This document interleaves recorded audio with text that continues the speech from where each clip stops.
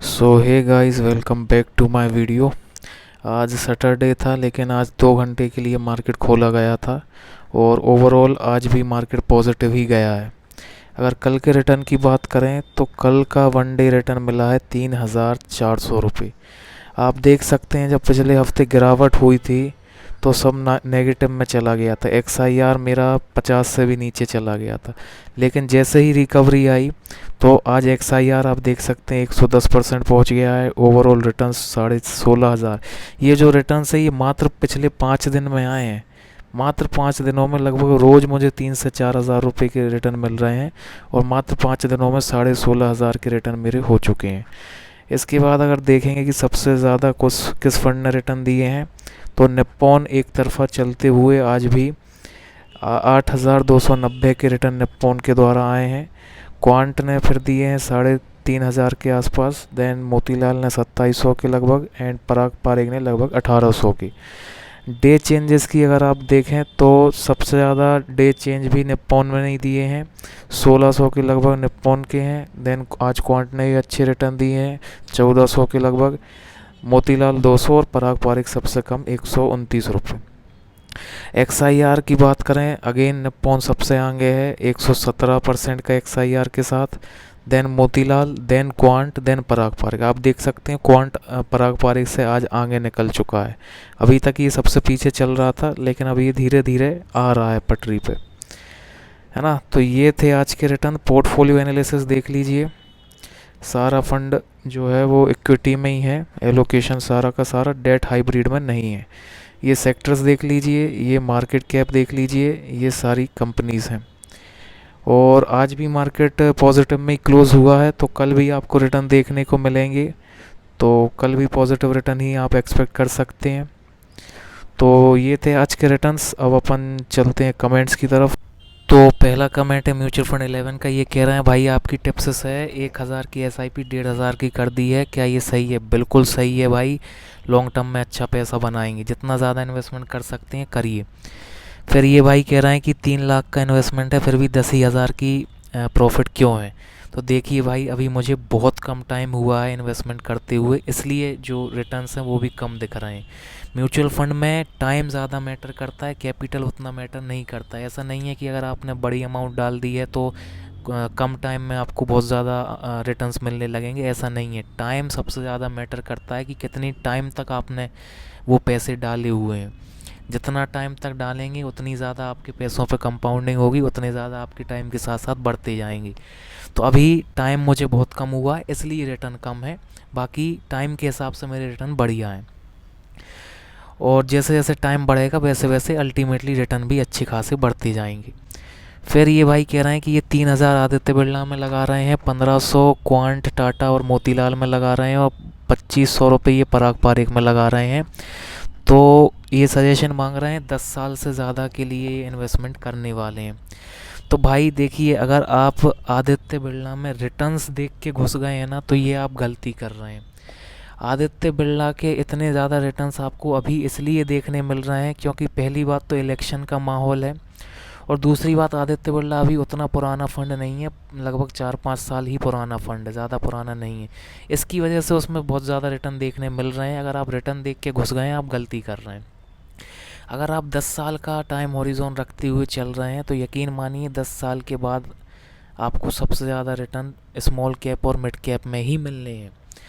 और वहीं पे आप सबसे कम इन्वेस्टमेंट कर रहे हैं, ये आप बहुत बड़ी गलती कर रहे हैं। अगर आप यही पोर्टफोलियो चलाएंगे ना 10 साल बाद आप खुद देखेंगे जहां आपने सबसे कम इन्वेस्टमेंट किया है वहीं सबसे ज़्यादा पैसे बनेंगे और जहां सबसे ज़्यादा आपने किया है वहीं सबसे कम आपके बनेंगे।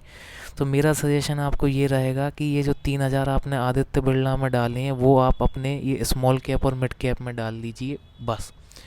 देखिए, आपको PSU फंड अलग से लेने की कोई ज़रूरत नहीं है भाई। देखिए, जो आपकी बाकी के फंड हैं वो ऑलरेडी PSU कवर कर रहे हैं। जो क्वांट है उसमें भी PSU के कुछ स्टॉक्स आ रहे हैं, टाटा में भी आ रहे हैं, मोतीलाल में भी आ रहे हैं, पराग पारेख में भी आ रहे हैं। उसके लिए आपको अलग से उस सेक्टर के फंड में जाने की बिल्कुल भी ज़रूरत नहीं है। सारे फंड आपके कवर हो रहे हैं। देखिए ये फालतू के फंड है, मैं समझता हूँ। मेनली अगर किसी को इन्वेस्टमेंट करना है तो स्मॉल कैप, मिड कैप और लार्ज कैप, ये 3 फंड होते हैं। आजकल मैं देख रहा हूँ इतने फालतू फंड बनने लगे हैं, PSU fund, technology fund, infrastructure fund, सब फालतू के फंड हैं, कोई ज़रूरत नहीं है इनको देखने की।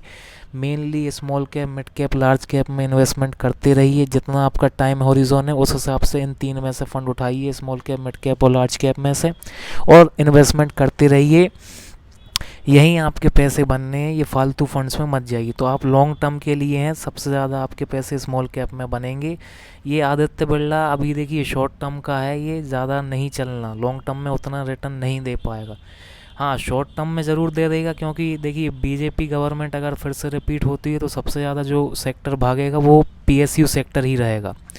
लेकिन वो रन जो है ना वो शॉर्ट टर्म का रन रहेगा। लॉन्ग टर्म के लिए आप इन्वेस्टमेंट कर रहे हैं तो अल्टीमेटली लॉन्ग टर्म में स्मॉल कैप ही आपको सबसे ज़्यादा रिटर्न बना के देंगी। स्मॉल कैप का कुछ लोगों ने क्या हुआ सा बना दिया है कि भाई स्मॉल कैप में रिस्क बहुत ज़्यादा रहती है। देखिए भाई लॉन्ग टर्म में कोई रिस्क नहीं है, जो भी रिस्क है ना वो सब शॉर्ट टर्म की हैं। लॉन्ग टर्म में यकीन मानिए कोई रिस्क नहीं है, सबसे ज़्यादा रिटर्न है स्मॉल कैप में। तो सजेशन मेरा आपको यही रहेगा कि ये जो 3000 आदित्य बिरला में डाल रहे हैं उसी को स्मॉल कैप और मिड कैप में डालने लगिए, सबसे ज़्यादा रिटर्न वहीं मिलेगा। फिर ये भाई कह रहे हैं कि निप्पॉन में लमसम बंद है तो आप इतना अमाउंट कैसे इन्वेस्ट कर दिए छोटे समय में, और क्या नए इन्वेस्टर को इन्वेस्ट करना चाहिए इसमें। तो जैसा कि मैंने आपको कमेंट में बता भी दिया था, मैं प्रैक्टिकल करके भी बता देता हूँ। ये देखिए निप्पॉन ही खुला हुआ है मेरा, इसमें 50,000 की SIP मैक्सिमम डाल सकते हैं। 50 से ज़्यादा की डालूंगा तो फिर वो नहीं डलेगी। एक बार में आप मैक्स 50 डाल सकते हैं, और जितनी भी बड़ी अमाउंट आप डालना चाहते हो 50-50 करके आप डाल सकते हैं, है ना। तो इस तरह से मैंने बड़ी अमाउंट यहाँ पर डाली थी। और आपका जो डाउट था कि जो आप निप्पॉन और टाटा में कंफ्यूज थे, तो उस पर मैं एक डेडिकेटेड वीडियो लाने वाला हूँ। थोड़ा सा वेट और कर लीजिए, थोड़ा सा टाइम लग रहा है, थोड़ा सा पेशेंस और रखिए। वैसे भी देखिए अब 3 दिन का हॉलीडे है मार्केट का, सैटरडे, संडे और मंडे को भी छुट्टी रहेगी मार्केट की, इलेक्शन की वजह से, मुंबई में वोटिंग है उस वजह से। तो इसलिए थोड़ा सा पेशेंस रखिए, उस पर भी मैं एक डेडिकेटेड वीडियो ला रहा हूँ। फिर मुकेश जी पूछ रहे हैं कि ये 1 साल से इन्वेस्टमेंट कर रहे हैं, 8 फंड है इनके पास, लेकिन कोई पेपर नहीं है, तो स्क्रीन पर बताइए कि कौन से पेपर इनको रखना चाहिए ताकि आगे इनकी फैमिली को कोई प्रॉब्लम ना आए। तो भाई देखिए सबसे पहले तो स्क्रीन पर तो मैं आपको नहीं बता पाऊँगा due to security and safety reasons, but मैं बोल के आपको बहुत अच्छे से समझा देता हूँ, समझ में आपको आ जाएगा। आपको ज़्यादा कोई पेपर वगैरह नहीं रखने, आपको एक पेपर रखने पड़ेंगे सारे फंड के बस। जितने भी आप 8 फंडों में इन्वेस्टमेंट कर रहे हैं ना, 8 के 8 फंड में जब भी आप इन्वेस्टमेंट करते हैं तो जो भी आपकी ईमेल आईडी रहती है ना, उस पर एक मेल आता है इन फंड्स की तरफ से। फॉर एग्जांपल क्वांट में कर रहे हैं तो क्वांट आपको एक ईमेल भेजेगा, मोतीलाल में कर रहे हैं मोतीलाल, ऐसे ही आपके जो 8 फंड है 8 फंड से आपको ईमेल आएगा। इस फंड के लास्ट में एक PDF अटैच रहता है, उसको आप खोलेंगे ना तो उसमें अकाउंट स्टेटमेंट होता है। तो 8 के 8 फंड की जो अकाउंट स्टेटमेंट है ना, उसकी एक हार्ड कॉपी अपने घर पर रख लीजिए। इसके अलावा आपको कहीं पे अलग से कोई दूसरी पेपर रखने की ज़रूरत नहीं है। आपकी जो अकाउंट स्टेटमेंट रहेगी उसमें आपकी सारी डिटेल्स रहेगी कि आपका नाम, एड्रेस, है ना, आपका नॉमिनी, आपकी जितनी भी सारी डिटेल्स है ना, फ़ोन नंबर वगैरह सब कुछ उसमें रहेगा, तो उसकी आप बस रख लीजिए। अच्छा नॉमिनी, देखिए नॉमिनी डिक्लेयर ज़रूर करना चाहिए।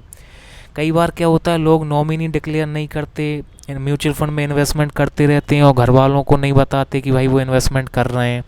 और भाई देखिए भगवान ना करे अगर किसी कारण अगर आपको कुछ हो जाता है, देखिए मृत्यु सबकी होनी है, वो तो परम सत्य है। तो अगर किसी कारण आपकी मृत्यु हो जाती है और अगर आप म्यूचुअल फंड में लाखों करोड़ों भी बना चुके होते हैं और आपने घर वालों को नहीं बताया, तो सोचिए कितनी बेकार चीज़ रहेगी वो, कि आप करोड़ों रुपए बना लिए होंगे फिर भी घर वालों को पता नहीं है। अगर आपकी अचानक से किसी कारणवश कुछ आपको हो जाता है तो घर वालों को एक आइडिया रखिए कि भाई आप म्यूचुअल फंड में इन्वेस्टमेंट करते हैं। और नॉमिनी भी डिक्लेयर करके रखिए। नॉमिनी डिक्लेयर करने से क्या होता है, अगर आपको कुछ हो जाता है और आपके घर वाले रिडीम करते हैं, तो अगर नॉमिनी डिक्लेयर होगा, देखिए नॉमिनी किसी को भी आप बना सकते हैं, वाइफ को भी बना सकते हैं, बच्चों को भी बना सकते हैं, किसी को भी बना सकते हैं। तो नॉमिनी अगर डिक्लेयर होगा ना, तो वो आसानी से रिडीम कर पाएंगे आपके फ़ंड्स को। अगर डिक्लेयर नहीं होगा तो भी रिडीम तो कर लेंगे, लेकिन फिर वो एक कॉम्प्लेक्स प्रोसेस हो जाएगी, काफ़ी सारे डॉक्यूमेंटेशन उनको देने पड़ेंगे, बहुत मतलब झंझट हो जाएगी। तो नॉमिनी आप डिक्लेयर करके रखिए, ताकि बाद में आपकी फैमिली को कोई दिक्कत ना हो। और बाकी पेपर आपको बस उसी को रखना है। 8 फंड की जो भी लेटेस्ट में अभी मेल आई हो, उस पर आप पीडीएफ देखिए, उस पीडीएफ की बस एक एक हार्ड कॉपी रख लीजिए। उसके अलावा आपको कुछ नहीं रखना। मेन जो चीज़ होती है उस पेपर में, वो फोलियो नंबर होता है, और बाकी की सारी डिटेल भी उसमें रहती है। तो बस उसकी एक हार्ड कॉपी रख लीजिए, और आपको कुछ रखने की ज़रूरत नहीं।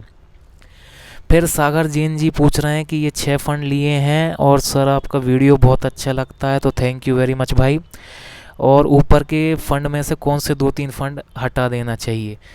तो आपने 2-3 कमेंट कर दिए हैं, कोई बात नहीं। बट देखिए, आपने फ़ंड के नाम अकेले बताएं, आपने ये नहीं बताया कि आप कितने समय के लिए इन्वेस्टमेंट करने वाले हैं और कितना इन्वेस्टमेंट कर रहे हैं, ये आपने नहीं बताया। तो जैन साहब, पहले आप ये बता दीजिए कि कितना इन्वेस्टमेंट और कितने समय के लिए कर रहे हैं, उसके बाद मैं आपको बेहतर बता पाऊँगा कि कौन से फ़ंड रखना है, कौन से हटाना है। तो आप कमेंट करके मुझे बता दीजिएगा, मैं उस पर कल की वीडियो में आपको रिप्लाई कर दूंगा, ठीक। उसके बाद आप पूछ रहे हैं कि म्यूचुअल फ़ंड पोर्टफोलियो में कितने म्यूचुअल फ़ंड आइडियल नंबर है। तो भाई देखिए, मैं सिंपल बता देता हूँ, 4 से मिनिमम अगर किसी को रखना है तो 4 रख सकते हैं, इतना डाइवर्सिफिकेशन होना चाहिए। और मैक्स मैं कहूँगा 6 से ज़्यादा फ़ंड रखने की बिल्कुल ज़रूरत नहीं है। कुछ लोगों को मैं देखता हूँ 10-10, 12-12 फ़ंड लेके बैठे हैं, कोई ज़रूरत नहीं है भाई। जितने आप 10-12 फ़ंड में इन्वेस्टमेंट कर रहे हैं, उतना इन्वेस्टमेंट आप 4-5 फ़ंड में करेंगे ना, वो आपको बेहतर रिटर्न बना के देगा एज़ कम्पेयर टू 10-12 फ़ंड। तो इतने फ़ंड रखने का कोई अर्थ नहीं है। 4 से 5 फ़ंड मोर देन इनफ, इतने में इन्वेस्टमेंट करते रहिए, बहुत अच्छे रिटर्न लॉन्ग टर्म में बनते रहेंगे। तो ये थे आज के कमेंट्स, आई होप समझ में आया होगा। और आपके भी अगर कोई सवाल हैं पोर्टफोलियो से रिलेटेड, म्यूचुअल फंड से रिलेटेड या स्टॉक से रिलेटेड, तो आप मेरे से कमेंट में पूछिए, मैं आपका रिप्लाई ज़रूर दूंगा। Thank you very much.